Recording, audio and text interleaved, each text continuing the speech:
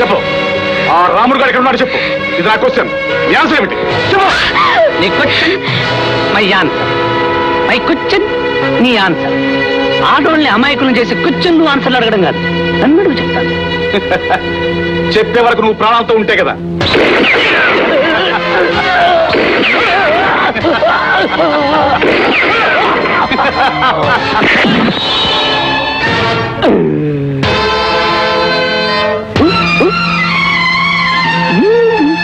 My dear రావణం, నీ జాతకం ఏంటో కానీ ఎప్పుడూ గురి తప్పుతూనే ఉంటుంది. యజమాని గురి పెడితే తప్పింది, నా గురి పెడితే తప్పోయింది. ఎందుకంటే బేసికలీ నువ్వు తప్పు టైంలో పుట్టావు గనక. ఎన్ని గుండ్ల దెబ్బలు తిన్నా ఎలా బ్రతికాడనుకుంటున్నావా? దీన్ని బుల్లెట్ ప్రూఫ్ అంటారు. ఎత్తుకు పై ఎత్తులు వేసి ఇలాంటి జిత్తులు మారి నక్క దగ్గర చేరాక నేను కూడా ఒకటో అరో ఎత్తులో జిత్తులు నేర్చుకున్నాను. చూడు బకాసురా, రావణాసురా, ఇంతకాలం దీన్ని నడిపిస్తున్న అసలు నాటక సూత్రధారి నువ్వు కాదని తెలుసుకున్నావు. ఎందుకంటే నీ తలకాయలో మెదల్లేదు, పలకమట్టుంది. అందుకని కాబట్టి దీని వెనక ఉన్న అసలు జిత్తుల మారినక్క ఎవరో చెప్పావనుకో, నీకు మంచిది, నాకు మంచిది. చెప్పలేదనుకో పరేస్తాను. ఆయన ఆయన తొందరగా చెప్పు, లేకపోతే గుంటూ పిస్తలు అన్ని మెదల నుంచి బయటకు వచ్చేస్తాయి. మా నాన్న పిస్టల్ బొర్రలోంచి బయటకు వచ్చేస్తుందని చెప్పేసరికి నిజం చెప్పేసావన్నమాట. అదే మీ నాన్న, అదే సీనియర్ రావణాసురుడు. ఎక్కడున్నాడు తొందరగా చూపించు. రా చూపిస్తాను. పద పద. అయ్యో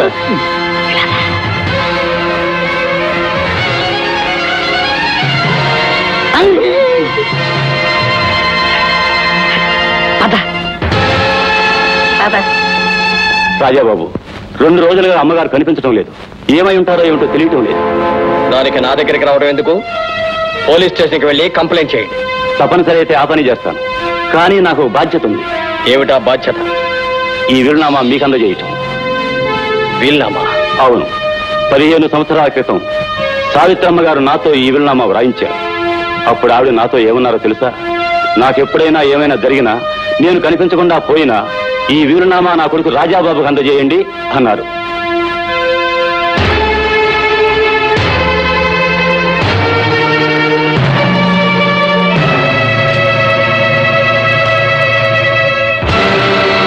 పదిహేను సంవత్సరాల క్రితం అమ్మ ఆస్తి అంతా నా పేరు రాసిందా? అవును. సరే, అనవసరంగా అమ్మను అపార్థం చేసుకున్నాను. రాజాబాబు గారు, మీకు ముఖ్య విషయం చెప్పాలి. ఒకసారి వస్తారా? అలాగే. లాయర్ గారు, ఈ కాగితాలు మీ దగ్గర ఉంచండి. అలాగే.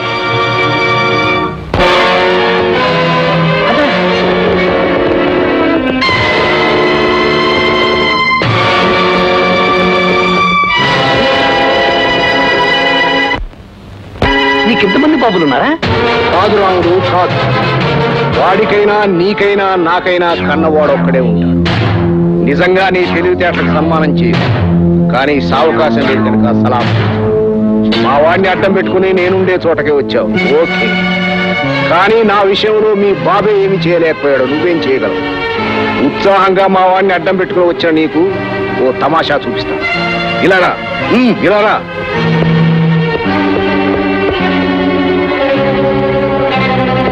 అదిగో అటు చూడు.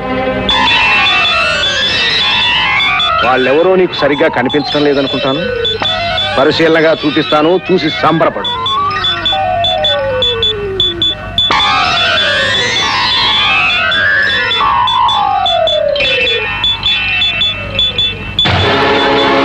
ఈమె నిన్ను 9 మాసాలు మోసిన కన్న తల్లి. ఇతను నీ ప్రియాతి ప్రియమైన బందరు లడ్డు. ఇక వీడు నీ చిన్ననాటి స్నేహితుడు క్లిక్ క్లిక్. ఇక ఈమె నీ రాజాబాబు ముచ్చటపడి మనసు పడి ఆశపడ్డ ఆశ. ఈమె ఆశ తల్లి.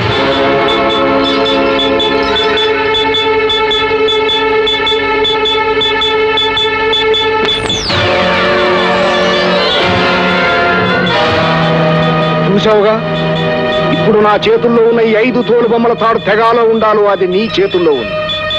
మర్యాదగా నీ దగ్గరున్న రివాల్వర్ నా కొడుకు చేతికిచ్చి నేను చెప్పినట్టు చెయ్యి, లేదా వీళ్ళంతా బూడిదైపోతారు. అంతేకాదు,